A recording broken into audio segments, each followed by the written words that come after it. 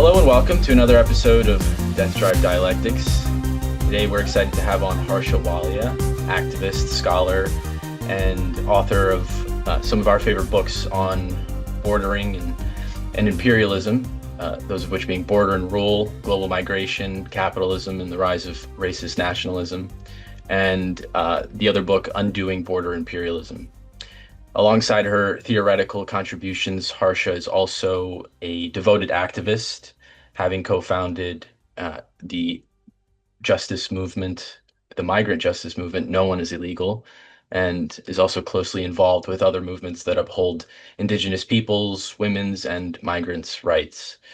She's joining the channel today to discuss the ongoing global border crisis, displacement, dispossession, the rising tide of racist nationalism, and in general, how borders function to structure capitalism and imperialism, or vice versa. So welcome, Harsha, to our channel, and thank you again for taking the time to chat with us today.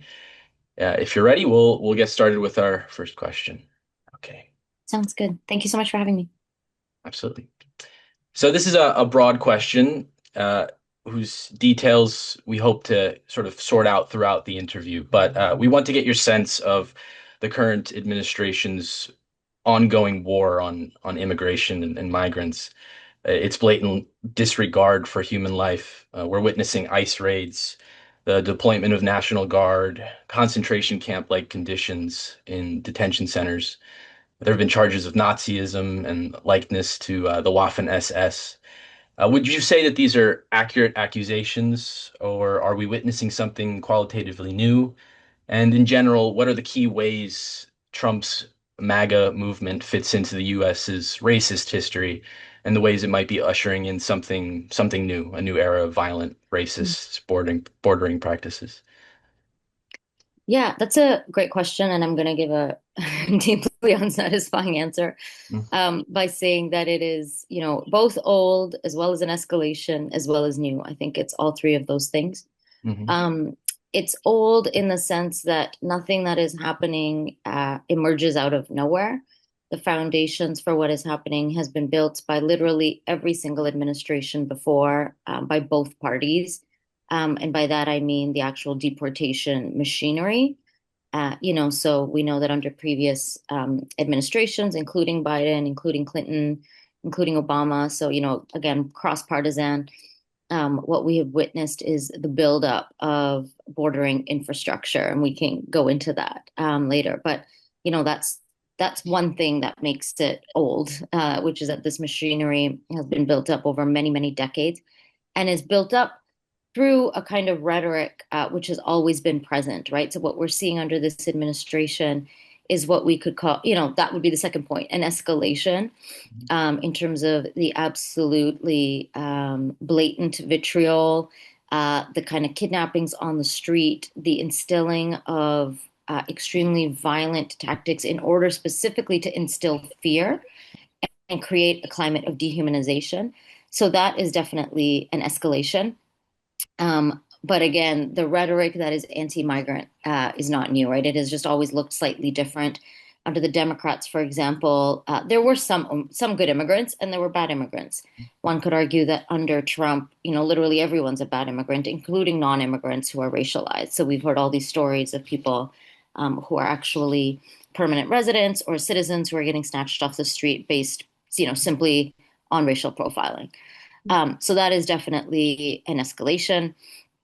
I'd say the part that is new, but that I think is new around the world in many ways, is that also the violence of bordering, the violence of the carceral system, the violence of the state in general, has many dynamics that are new that really we can attribute to technology, not an ideological shift, right? So the ways in which violence can expand is newer, based on basically the fact that literally every single person is under surveillance at all times, in every aspect of our lives, right? So whether that's knowing exactly where people live, exactly where people work, exactly how people get from home to work, and all of the data mining and capture as a result of surveillance and AI and so much more. That is a new form of violence. And so that kind of ways in which bordering can be amplified because of techno-colonialism is new. And so, again, we're seeing that in a wide range of carceral systems as well. So I think it's all of those things. Hmm. Yeah, I think Nick and I would definitely agree. You want to respond, Nick? Because we have Yeah, I have a lot to say, but our questions I think will definitely fill in the gaps. But go ahead, Nick. I think one of the things that you're mentioning is that like materially that there has been a continuity and a development with each administration. Um, but that like the practices of internalizing the border with all these new technologies and externalizing it and that capacity has grown. And I really love the way that you analyze like bordering practices, and it seems like there's been a shift in how borders are managed with groups like Palantir that are collecting all this data. Mhm. Um, Yeah, I think another way to put it too is in your book, Border and Rule, you outline four categories of border governance, right? Exclusion, territorial diffusion, commodified inclusion, and discursive control, which I encourage you to use those explicitly those categories as we continue our questions. But it's not like there's a fifth new category. If Hmm. anything, within those categories, certain technologies have become more effective. If anything, quantitatively, bordering has become, in a sense, easier or more effective thanks to things like technology.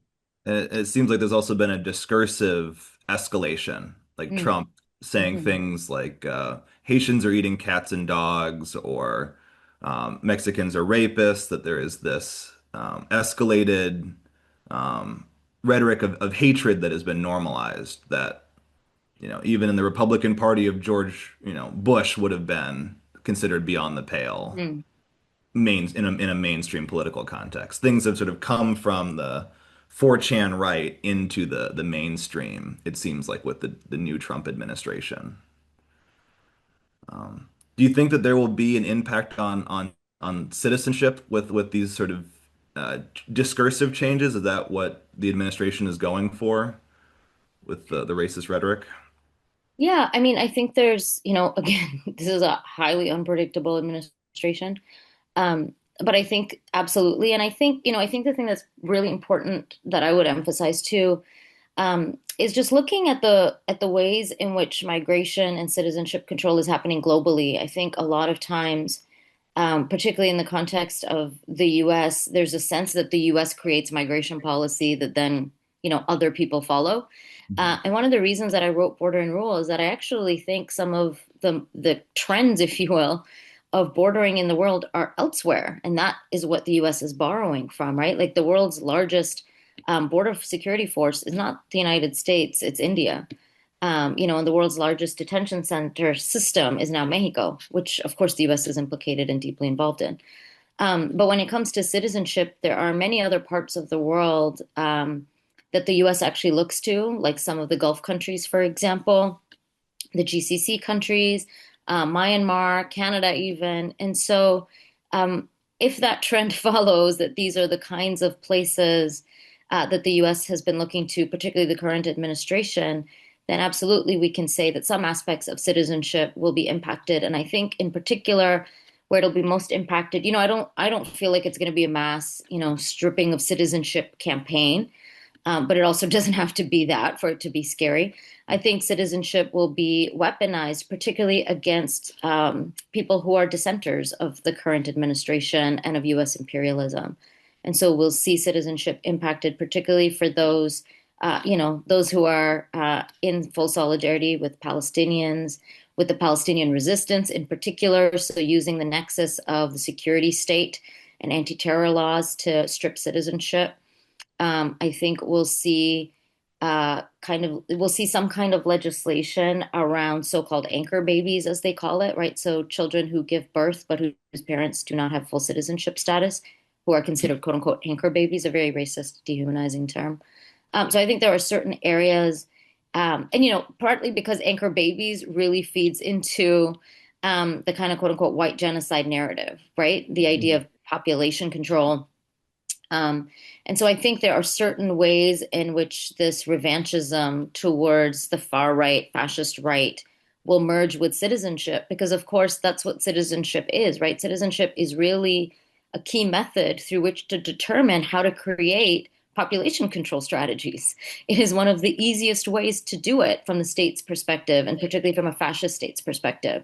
And so I think, I can't read into the future. I don't know exactly what strategies will be in place, but I do think the key thing to keep in mind is that when we're looking at fascist strategies of eugenics, when we're looking at population control, where we're looking at, Darwinian type theories and ideas of desirability, of gated communities, all of these things that may just seem like discursive violence can actually materialize through bordering regimes, right? Because you can literally determine who stays and who can't, and you can create your so-called ideal society. And so I think the thing to keep in mind is when we're looking at escalation of fascism, to always know that bordering regimes and border controls will be a key strategy through which to do that. And so I think for me, the main point really is that, if we are anti-fascists, then we have to be anti-border. Like it's necessary. And we can't be anti-fascist without being anti-border. That leads really well into the next question that I have. One of the aspects that I find so frightening about the border is that how borders are used to create spaces outside of the law or states of exception that dehumanize people and strip them of their human rights. That, the bordering regimes create these sort of carve-outs that allow horrific things to happen where people have no rights. And I was wondering if you could tell us about the history of the development of these states of exception, places like Guantanamo Bay, these concentration camps, and how they're connected to these bordering regimes and practices.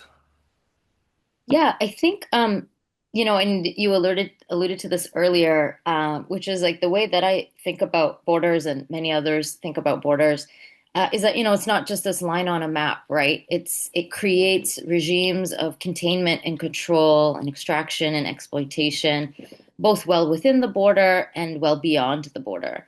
So internalization is this idea that you can create the border actually anywhere far past the border, within the so-called nation state. And externalization is that you can create the border beyond the border, into other nation states, if you will.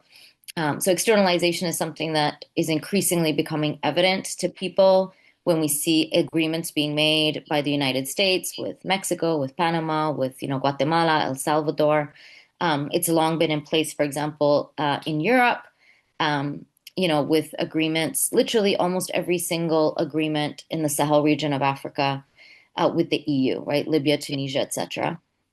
And the flip side of that is internalization. And so if we look at these together, then we start to see that that is actually what borders are meant to do, right? They're not just, here's my nation state, here's your nation state, here's a globe, and that's what it looks like. It's actually to create, as you said, these zones of exception that allow borders to multiply. And so what we're seeing now is that practices that used to happen, say, just at the border, if you will, the ability to literally be detained without any legal rights, to not have to have access to a lawyer, to be able to be detained indefinitely, all of these things that so-called citizens may take for granted, although absolutely differentially. We know, for example, in the United States, that if you're poor, if you're Black, if you're Latinx, if you're Indigenous, then you are already a non-citizen. But on paper, those legal rights may theoretically exist, right? Whereas we know that for non-citizens, even on paper, there's not a facade for that existing at the border. So the suspension of legal rights, at the airport, for example, you have to agree to a search. Like we all take it for granted now that where you're in the airport, you agree to a search, even though you have nothing on you, right? Like that wouldn't happen if you were walking on the street, unless, of course, you're being stopped and frisked, and that is recognized as a suspension of your rights. But at the border, it's normalized. And so through externalization and through internalization of the border, these zones of exception multiply, right? So that we end up with Guantanamo Bay, where people can be held without charge almost indefinitely. We have people literally kidnapped and then flown out to other countries where they are detained, when we think, of course, of what's happening in El Salvador, and again, around the world. And so bordering, again, really relies on, and I'll keep emphasizing this, it really relies on an ideology that we have become so normalized to, which is the idea that we live in an apartheid system where some people get to determine where they live and under what conditions, and the vast majority of the world have to live elsewhere and under different conditions, right? Mhm. And so borders create zones of apartheid. And that is what an apartheid system is. An apartheid system is a differential system of who has access to life, right? Not just state granted rights, but to life. And that's what bordering regimes do. Because if we think of, let's say, the US Mexico southern border, a lot of times we think about it as, that's a border to just keep people out, right? A Mhm. lot of people are kept out, people are deported, people can't access the border. But if we zoom out and look at it through the lens of like the world, then what borders do is keep people out by basically ensuring that they stay in somewhere else, right? That they remain in zones of the periphery where their labor can continue to be extracted and exploited, where people are subject to premature death, where people don't have access to COVID vaccines, where people don't have access to food, and especially that those can remain sites of capitalist extraction, right? This is not just a racial ideology, it is a racial capitalist ideology. We're ensuring that people remain in zones of apartheid means that their labor can be extracted, their life can be extracted, and their lands can be extracted. And so that's what borders create, right? Like they literally create sweatshop zones in Haiti and sweatshop zones in Bangladesh. And so that is the zone of exception. It's a suspension not only of legal rights, but also ensuring that racial capitalism can continue to extract from what it considers surplus. Yeah, I love what you said about how it is this containment and this global apartheid system, and that it's, totally internalized in the sort of degree of rights, and then externalized in the sense that people are kept in material conditions of poverty, exploitation, proximity to ecological disaster that would never be permitted in Mhm. other areas. Um, that these that the U.S.-Mexico border, when you zoom out, is a border between the imperial nations and the imperialized, and the racial border as well, between the white settler colonies, the old Europe, Australia, and the global South. So there is this racial capital nexus that these contradictions are hitting each other at the Mhm. border, but then radiating out throughout both, internally and externally. Tyler, I saw you had something you wanted to say. Yeah, before we move on to the next question, and you touched on this as in your wonderful answer, but I feel like when most people who perhaps haven't investigated as much as you have, see immigration policy as you described it, misunderstand it as purely excluding a population of people for this or that reason. But I feel like in the past 8 months, a lot of people have been looking at this process a little bit differently, just through witnessing the sheer amount of violence and disregard for human life. Why does bordering need to include such violence? Mhm. Exclusion, I feel like makes a lot of sense to people, but why do people need to be tortured in detention centers? Why do people need to have their, like you say, their access to life itself taken away or regulated? Why is it Mhm. not enough just to send people away? Yeah, I think here the European Union might offer us some answers in terms of its policies. And the EU has always been very clear, as has the US, but I'd say the EU perhaps more so, is that the goal is not simply exclusion, it's deterrence, because there is a recognition that simply, quote unquote, excluding people will not deter them from coming again. And that is the reality again of this apartheid system that we live in. People are living in horrific conditions that have been created not because of their own deprivation, but because of imperialism and colonialism.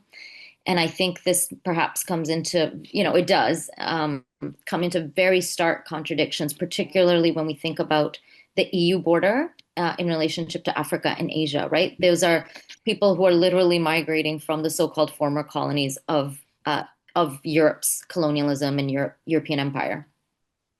And so, and with a very clear understanding that Europe, the precondition of Europe is their extraction from their lands, right? Europe would not exist were it not for enslavement, indentureship, and imperialism around literally the vast majority of the world.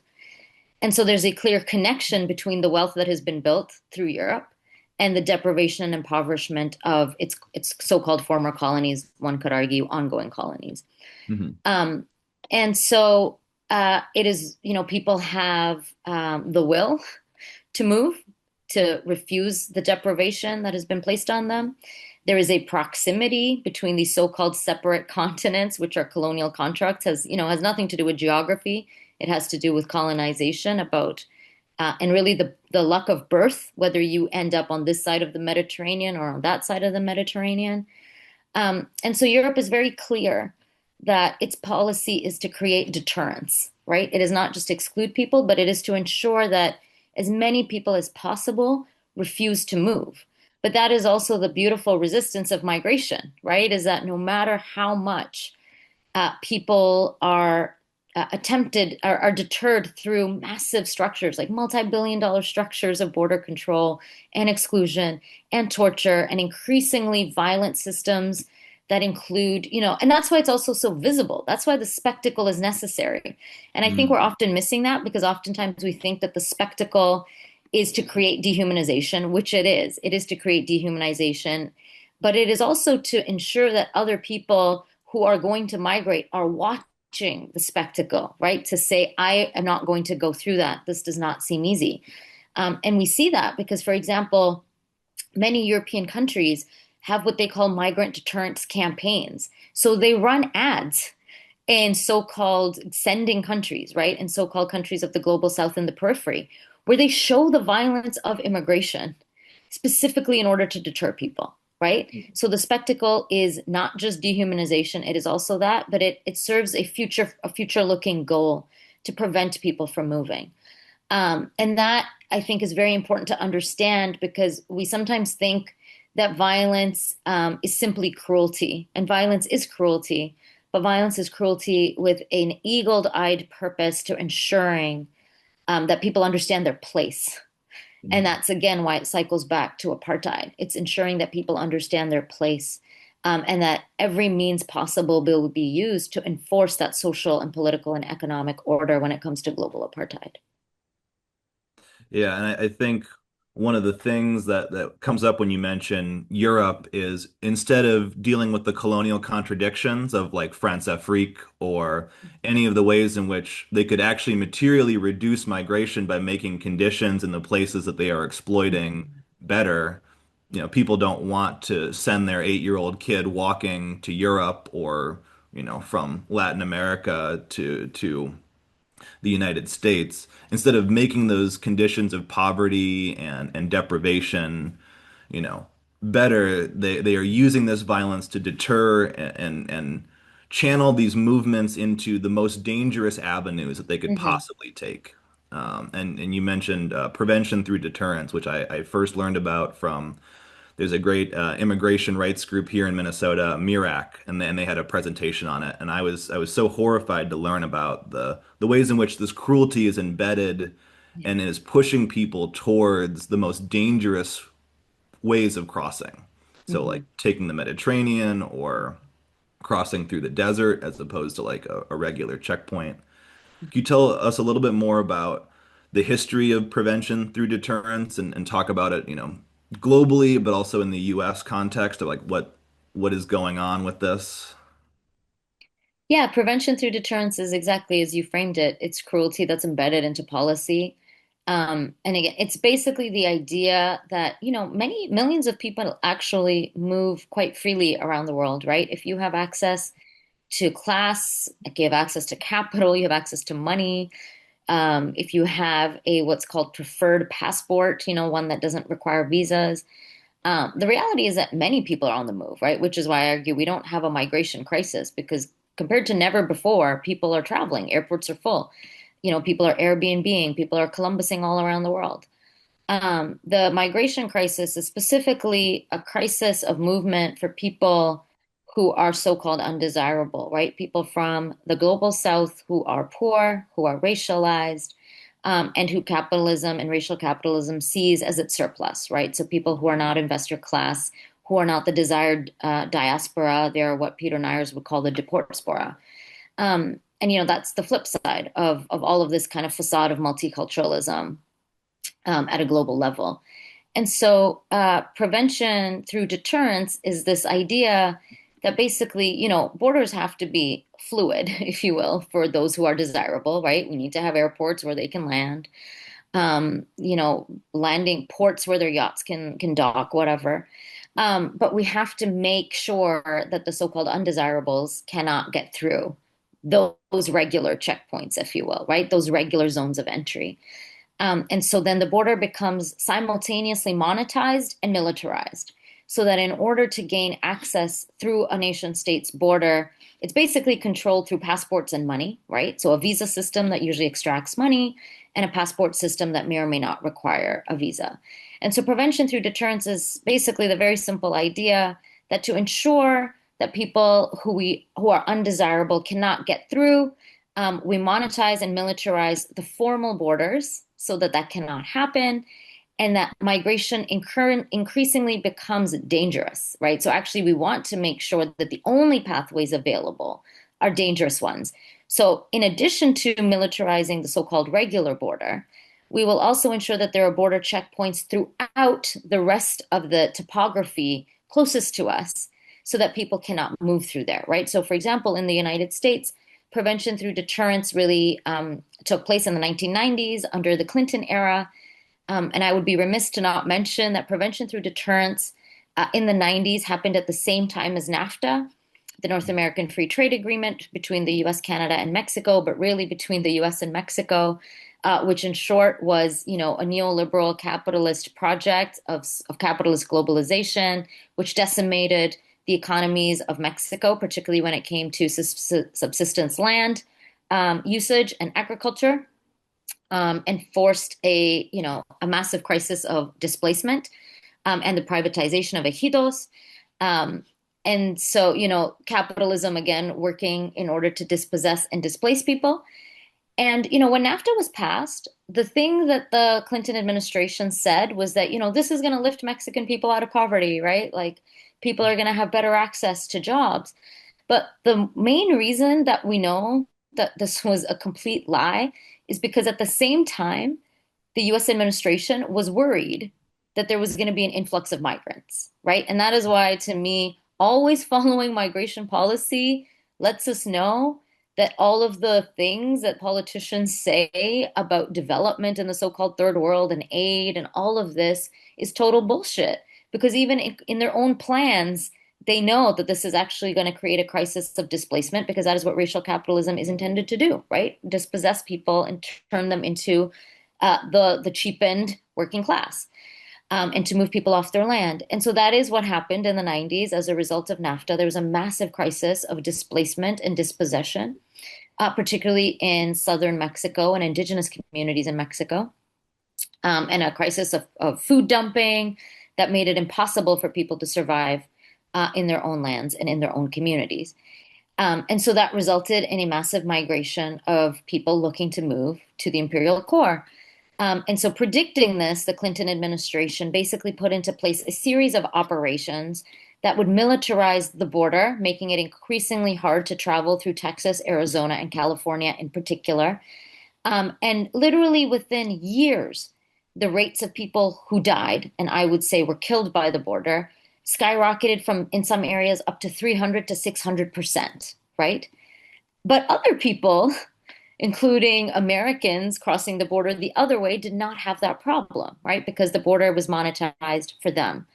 And so prevention through deterrence is a series of policies that are used to basically control what is called ungovernable migration, irregular migration, and to make it so that those places and spaces and geographies are highly surveilled, highly militarized, and that forces people, right? It's not a natural movement. It forces people into more and more precarious routes. And so it's a policy. It's cruelty embedded in policy, as you said. And it's really important to understand that people don't just happen to die at borders, right? There is nothing about a border that will inherently kill you. It is that you are not allowed to cross at certain borders. Therefore, you are forced to get onto a raft. You're forced to travel in the back of a cargo truck. You're forced to walk into a desert in scorching heat. Um, and that is embedded and created through state policy. So to me, there is no such thing as a border death. There are only border killings because the border is not killing you. It is border policies that are killing you. And so prevention through deterrence is a policy of killing people in order to deter people. Mhm. Yeah, that's a very good answer that sums up. I think these three or in particular, the two governing strategies of border, this sort of territorial diffusion I'm or sorry you expand. told me to answer under those four, and I totally Oh, did. No. you're This is totally fine. This is fine. fine. I'll do it.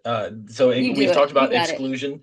We've talked about exclusion and the way that borders are where their primary function is to exclude, but exclusion's a lot more nuanced than just sending people away. There's obviously deterrence through violence, and I particularly liked this idea of violence not just serving as a punishment, but also serving a function of spectacle and of Nick and I were talking not to make light of the hardships that people go through, but we were likening a lot of what migrants have to go through and the sort of the documentation to it as almost like a Squid Games type Mm. experience, and especially what's going on in Gaza, sort of having to just completely debase yourself and risk your life, and then um, having that experience used to deter your fellow migrants. But what I'd like to talk about now, and specifically as it relates to the United States, is this other governing strategy, which is discursive control. And throughout Trump's both administrations now, I feel like there's been a concerted effort to control the narrative about what the migrant represents and the threats that the migrant poses to the white working class or just Americans writ large. So, how is at least in the past decade, how has the migrant come to replace the terrorist or been associated with the terrorist as the predominant other of American politics? And why or how has the migrant become invested with so much negative valence? I mean, we have obviously crime, there's also threat to people's bodies, there's economic drain, unemployment, and even pets being eaten. What social ills does the immigrant now stand in for? And how is this contributing to the United States' new, or at least to the Trump's administration's bordering regime? Yeah, I guess to add to that, how did it become the black sheep for all the contradictions of capitalism? Yeah. Yeah, I think the thing around migration is that, yeah, I mean, because migrants are literally consistently seen as non-citizens, it has always been an easy valve for every single social and economic issue, right? So that, in a sense, is not new. Um, and precisely because the migrant is always an other and is always inherently an other, is always kind of suspended when it comes to this idea of belonging that migrants have. I think what has shifted is maybe what the migrant has been able to stand in for, but not that migrants have always faced that kind of stereotyping, right? So if we look through history, migrants have stood in for during the time of the mass expulsion of Chinese migrants. It was at an economic downturn. During World War II, the ways in which Japanese Canadians were considered security threats and Japanese Americans, right? After 9/11, the ways in which migrants became synonymous with terror. In the 1990s, when migrants were synonymous with the war on drugs and the war on crime. And so it has always been the case that migrants have stood in for the kind of scapegoating that is required for racial capitalism and colonialism to continue itself. I would say right now, in the past, let's say 5 or 6 years, migrants have probably stood in for every single one of those things, right? And so that is the escalation under the current administration. where it's, gone from the kind of idea of migrants as coming from different cultures, the idea of primitive savage cultures, which really is a through line to colonization, right? And so that's another important thing around migrants is that, it's a deeply racist, dehumanizing ideology, but it also becomes the subtext for colonization, right? For the consistent and continued exploitation and subjugation of people of the so-called peripheral colonies, right? So that it becomes a stand-in for not just those migrants, but for those people over there, even if they are not migrants, right? That becomes a stand-in for Haitian people in general, for example, to allow for the continued exploitation of Haiti when we know Haiti has been punished since the revolution. And so migrants, to me, are really the linchpin, if you will, between local and foreign policy, right? When it comes to the imperial core, because migrants represent both the undesirables over here and the colonized subjects over there. And so they become the mirror for all of those things. And when it comes to racial capitalism, migration and migrants become the valve for the contradictions of capitalism, as you mentioned, right? In a number of ways. And I think here, again, it's important to emphasize that the goal of bordering regimes is not just racist dehumanization. It's not just to expel people. It's actually to ensure that people remain in the condition of deportability, right? So we know that, for example, the US has the surveillance power and the carceral power to actually deport every single migrant if it wanted to, right? If Donald Trump and the administration, and I'm not talking about the far right, but I'm talking in his administration that's also embedded in racial capitalism, actually wanted to expel all migrants, it could do so quite rapidly, right? But the idea is to create precarity and deportability so that people remain in conditions of labor precarity and social precarity, right? So that when your coworker is working next to you, then your solidarity is broken when you start to see them as a migrant or an undocumented migrant or someone suspicious, someone who is illegal, someone who is scamming the system, someone who's not supposed to be here, someone who eats cats and dogs, or like whatever racist shit you believe. And so then your solidarity is broken such that you can justify in your own mind that they should be getting paid less than the wage that you're getting paid, right? Mm-hmm.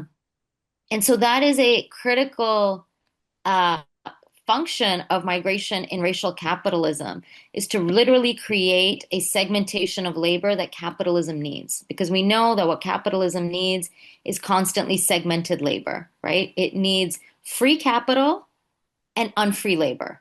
That's basically what capitalism needs. And a border can resolve those contradictions by ensuring the free flow of capital, as we know that it does, through, for example, trade agreements like NAFTA we were just talking about, and unfree labor, by ensuring that when labor moves, it stays in an unfree condition by never quite becoming a citizen, right? Or even when people achieve the status of citizen, they are still seen as non-citizens because of their racial status, right? Because of the racial hierarchies that exist. And so that is basically what borders do when it comes to resolving the contradictions of racial capitalism. And it's precisely what migrants become the stand-in for, right? So they become, by being dehumanized through all of these stereotypes of being associated with crime, being associated with terrorism, being associated with the crisis of neoliberal austerity, right? So we never blame a decaying system of austerity for our failing healthcare system, for our failing education system, for our lack of public services. We blame the migrant, right? Because the migrant has stolen whatever so-called scarce resources we have rather than austerity. And so when the migrant becomes a stand-in for all of this, then migrants also become a source of cheapened labor with whom solidarity is increasingly broken with when it comes to the working class, right? We never see them as part of our shared working class. We see them as actually somebody who is undesirable and whom the state should continue to deport and exploit. And what that ensures is, when we think of outsourced labor, right? When we think about all the industries that have been outsourced, like clothes productions, manufacturing, all of those things have been outsourced precisely because we live in an apartheid system where labor is unequal at a global level. And so insourced labor within the border can be maintained under those same so-called third world conditions because of migrant status, right? Even though you're working in the so-called national space, you are actually still treated basically as outsourced third world labor, right? Farming, construction, all of the most difficult jobs. And so that for me is one of the key pieces about understanding how migrant exists not as some kind of natural differentiation in society. Migrant is a specifically state constructed state form of differentiation between people, right? You're not born a migrant. Migrants don't exist. You don't have a shared language. You don't have shared cultures, if you will, right? It is a state created category that only exists because of the state construction of borders in order to create state differentiation between people in order to maintain hierarchies and extract labor. Um, and creating this category of migrant depends on all of these stereotypical stand-ins in order to justify the category of migrant. Yeah, I think for both Nick and I, that idea of unfree labor versus free capital and how the border resolves that contradiction is key. You've put it so well, and I won't forget the way you worded that for a long time. Yeah, I think for Nick and I, we're constantly trying to understand the various issues in society, but we're always Mhm. keen on understanding the sort of the political economic basis of it, and especially how whatever social ill we see in society usually leads back to some sort of to the reproduction of capital. Yeah. And we actually had a question about that following up, but you answered it perfectly. Yeah.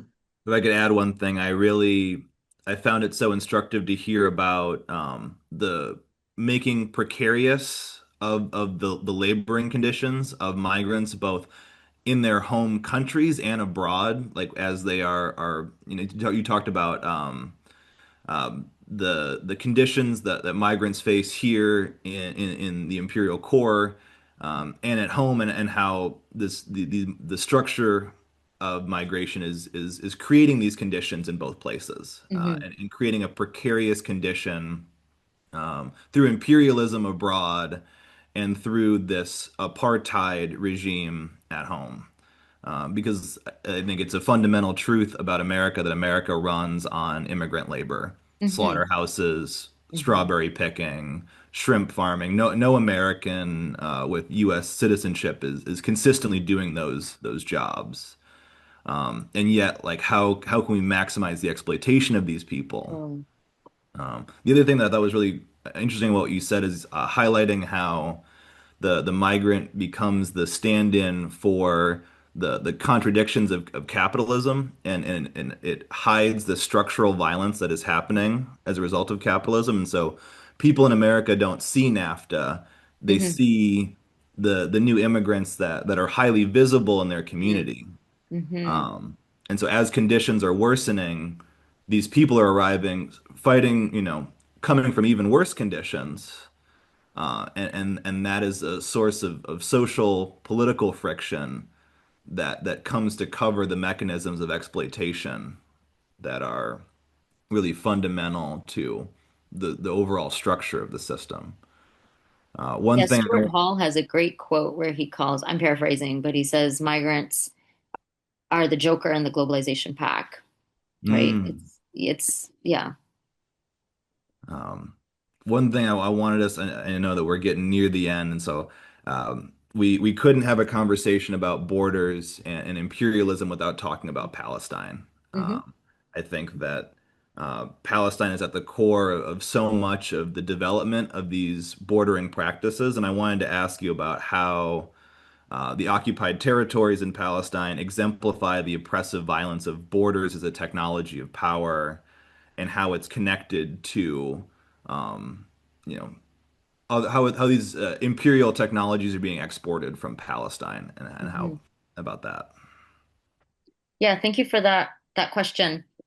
And I think yeah, thinking alongside the Palestinian liberation movement, um I think we see, sometimes people see that there might be a contradiction in terms of bordering practices in the Palestinian liberation movement, for example, right? And for me, there actually is no contradictions. There's a very clear synergy in a number of ways. One is, yeah, on the front of technological violence and imperialism, where so many technologies that are used in order to control people have been developed in Palestine on Palestinian people throughout 48 Palestine, not just the occupied territories, but throughout. And you know that those are perhaps most stark in, for example, the apartheid wall. Um, you know, and that is a very obvious one. Shared technologies, as exemplified through Elbit Systems, for example. Elbit Systems is also building a majority of the wall on the US-Mexico border. Also, surveillance technologies that are shared, and many of which are tested on Palestine and also tested on the US-Mexico border. Many of those were then later used actually in Obama's drone warfare campaign on Pakistan. So, you know, the circulation of technological violence, and as we know, Israel as the epicenter of developing surveillance technologies and arms and the arms industry in general. So the ways in which Palestinians really, I don't want to say because, you know, it's just not a similar experience, but really the methods of control and containment, right? And control and containment as key pillars to maintaining global apartheid and settler colonialism can then be transported around the world. Yeah. Um, and here, of course, you know, when thinking about the US-Mexico border, realizing and understanding that that is not just being instrumentalized and weaponized, and those violations are not just happening to migrants, but are also happening to indigenous communities on border towns, right? That many indigenous communities have been impacted by the militarization of the border and the existence of the border itself, right? Communities have been forced apart. Um, and so, you know, that's certainly one method.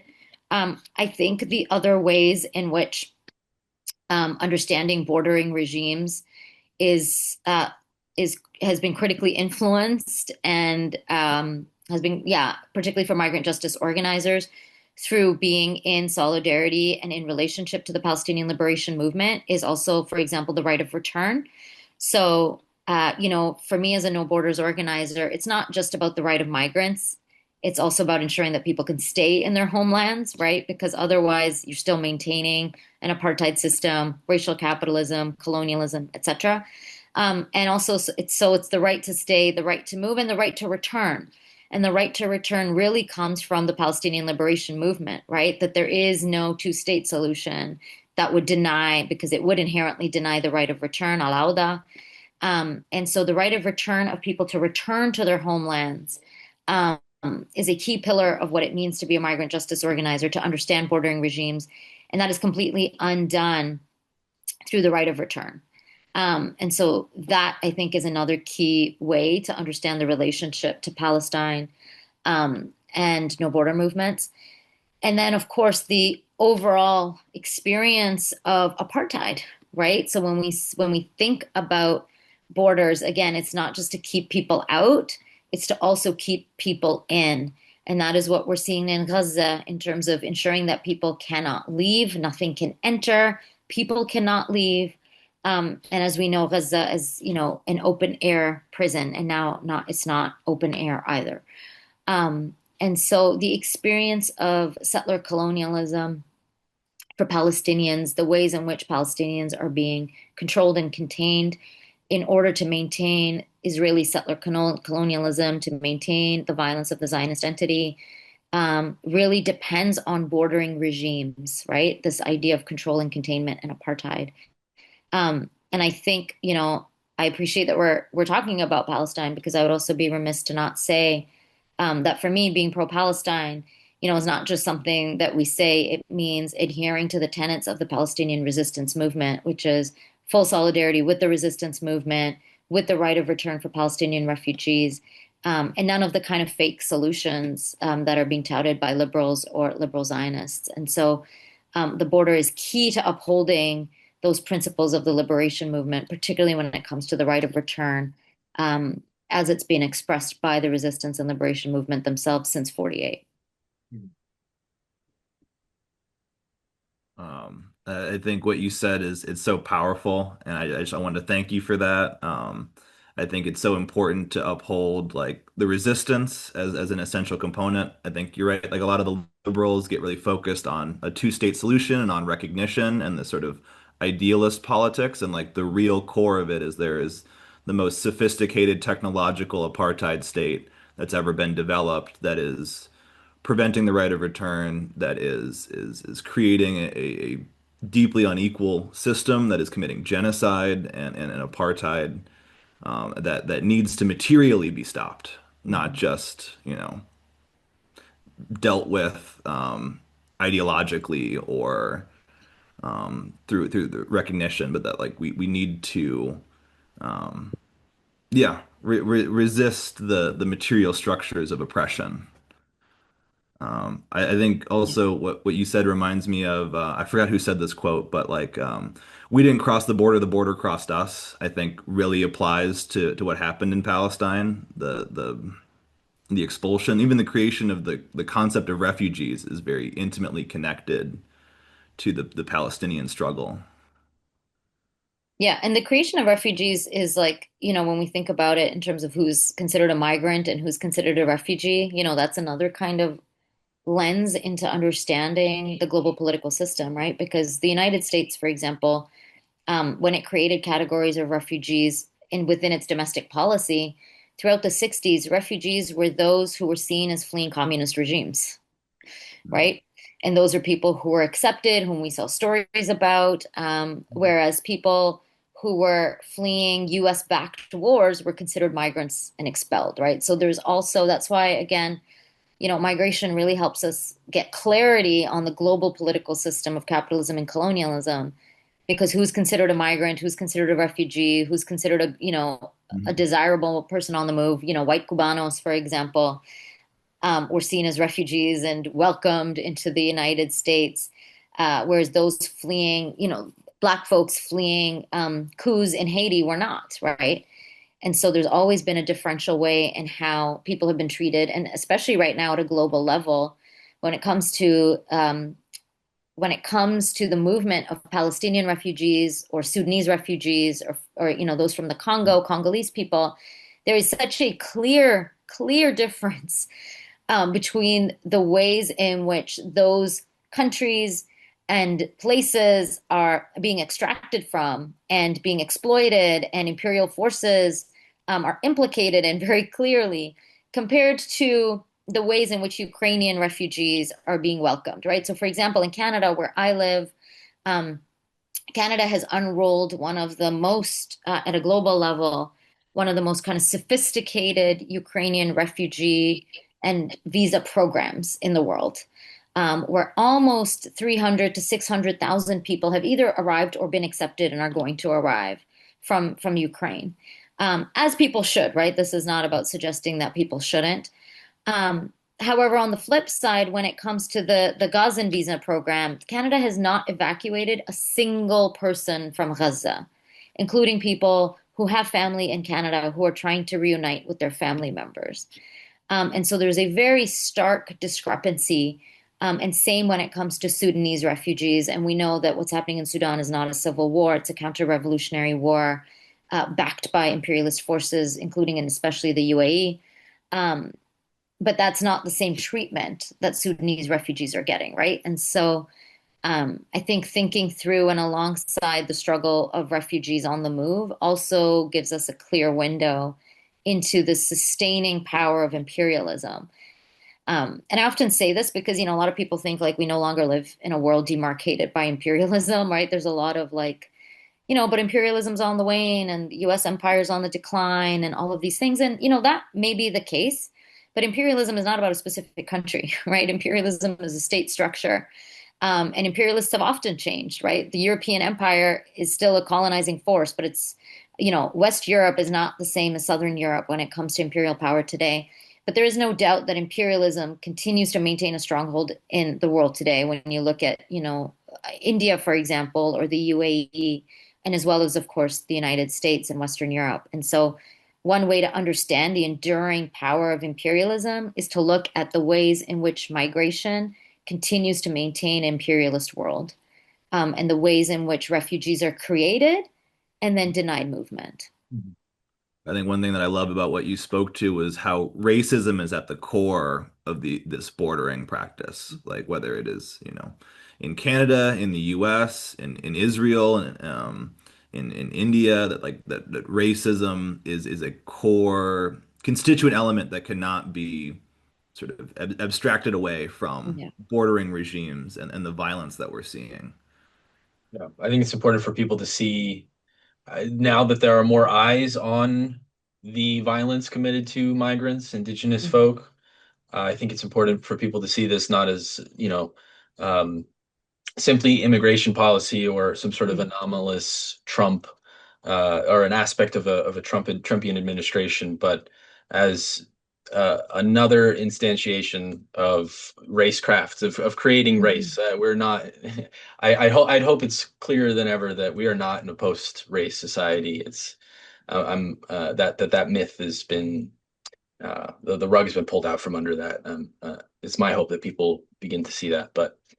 Um, I think we should ask our last question, Nick, and then we'll wrap up. Yeah. Uh, Yeah. yeah. Oh, You can go ahead. you go for it. No, you go for it. Oh, well, uh, first, briefly, no need to get super into it, but are there any examples of a better border? I understand that abolition or removing borders altogether I suppose, would be the ideal situation. But are there any cases in which better bordering is possible, or solutions to the global border crisis outside of abolition? And then to finish up, do you have any movements or campaigns that you would suggest to people who are looking to get more active or to participate in something they care about, such as specifically for migrant rights and for indigenous rights and so on and so forth? I guess to add to that question, but before you answer it too, like is a better, a not racist, not violent border possible, or do they have to be abolished altogether Mhm. to end that structural racism and violence?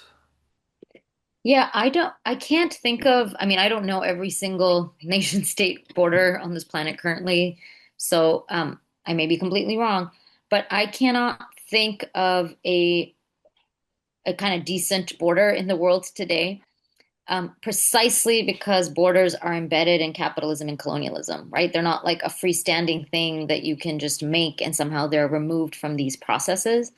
And in fact, I would say more increasingly, borders are becoming more and more militarized. I think there was a period in time where people felt that some borders were good, like, the Schengen zone in Europe meant that borders didn't exist because suddenly borders have dissolved between the European countries. And so that's an example of, a good bordering method because borders have been dissolved and now you just have the EU. Um, but of course, what the Schengen zone meant was actually more and more repression towards migrants because it meant that now you could be controlled literally in every single country within the Schengen zone. So, you couldn't just move from one country to another if you were unable to access safety in one place. It now meant you actually have been removed from the entire space of the EU, which is what the EU was always about.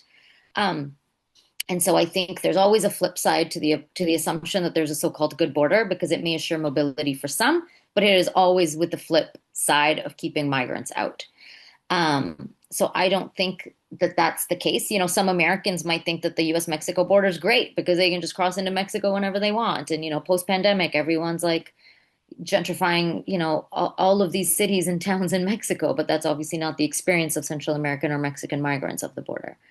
And so I don't think there are currently any so-called good borders. Even borders in the peripheral countries of the world order are increasingly brought into the violence of border controls because of border externalization. So throughout Central America now there are actually extremely fortified borders because of U.S. imperialism and U.S. aid becoming contingent on border controls. And we're seeing this around the world. Um, so for me, yeah, I think borders do have to be abolished, but I do want to be very clear that to me, abolishing borders doesn't just mean abolishing the border. Like there's a difference between open borders and no borders, right? Open borders is just like borders no longer exist and everyone's on the move. But that doesn't change the social conditions, the economic conditions, the political conditions that force people to be on the move in the first place, right? And so if we extrapolate, for example, from prison abolition, where, prison abolition does not just mean abolition of the site of the prison or the jail or its physical infrastructure. It means the abolition of the social conditions that force people to become incarcerated and put people in the place where there is even such a category of crime, right? And so when we think about bordering, it's the same kind of analogy, which is to say that getting rid of the border is not just to like open up the prison, is not the same, it's not just open up the border.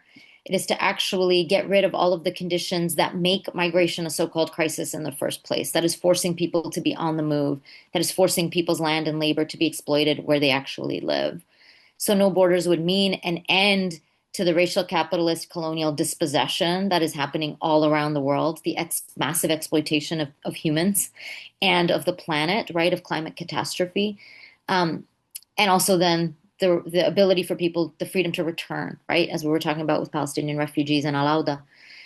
So taking that into account, border abolition means a complete upheaval of the world system because borders are the pillar that sustains capitalism and colonialism and differentiation across race, citizenship, and more. And so then thinking about movements, for me, it's really important to understand from the position that I hold that there are actually no movements that don't engage the border, right? Like to think about movements that are that I would want to uplift right now, it would be the Palestinian resistance movement, for example. It may not be thought about as a migrant justice movement, but if we think about the border expansively, then absolutely, right? Getting rid of an apartheid system, a settler colonial, inherently violent genocidal system is a fight against borders because you're refusing a two-state solution, you're refusing apartheid, and the liberation of the Palestinian people is absolutely a struggle against bordering regimes. Which is true of indigenous anti-colonial struggles everywhere, right? Where you are refusing bordering regimes to contain you. That is what the reservation system is and the reserve system is. It's to contain indigenous people within zones of containment and off of their land base. So land back struggles are absolutely anti-border struggles in this expansive way. Struggles against gentrification, against policing, against prisons, all of those are also struggles against containment. For me, there's like a really small but interesting thing. I'm not a linguist or anything, but I learned that the word mob, right? The word mob that we associate in a really racial classed way, like mobs mobs in the inner city, mobs at the border. Mob derives from the word mobility. And Mm. so I think thinking against borders is fundamentally about thinking about the ungovernability that state systems hate. There's an inherently anti-Black violence, right? Black mobility has been controlled since enslavement through till today. There's a through line around the ways in which Black mobility has been controlled, and that is true for the migration crisis. It is deeply anti-Black as a state system. And so for me, fundamentally, anti-border movements are about any movement that chooses to retain its spirit of ungovernability when it comes to mobility, right? Not just across state borders, but in any way refusing to be contained.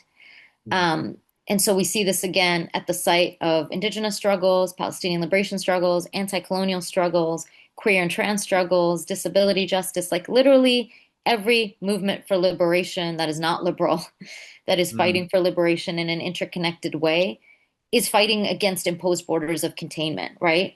Trans people fighting against the binary. So this may be a very abstract way of saying, but I do think migrant justice struggles are embedded in every liberation struggle because they're undoing imposed borders. They're undoing racial capitalism and colonialism. And any movement that is doing it in an expansive way, that is refusing the differentiation between good or bad migrants, is a liberatory movement that falls within the scope of what it means to be against all borders.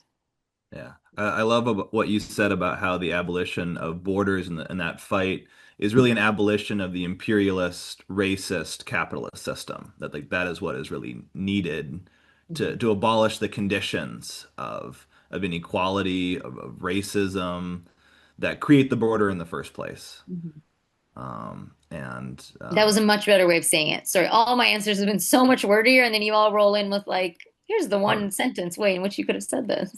no, No, but Yeah, I love it. I appreciate it. yeah, yeah. We also appreciate the wordy answers. They're equally as needed. Yeah, it was so lovely to speak with you. Me And too. if you ever want to come back, if you ever have like a book that you want to sort of tout, like please come. We'd love to talk to you uh, more in the future. Yes. Thank you both. It was such a pleasure. And thank you for, yeah, just these excellent questions and truly the very succinct and brilliant ways in which you all summarized all of it. I feel like you should do a show on borders. I would love to hear it. Well, yeah. Well, we're actually planning on doing a episode on Achille Mbembe's necropolitics. All right. So we're hoping to do that. So stay tuned. But yes. Nice. But yeah, thank you again. I hope you have a lovely day, and You too. we'll stay in touch. Yes. Be well. Take Take care. Bye.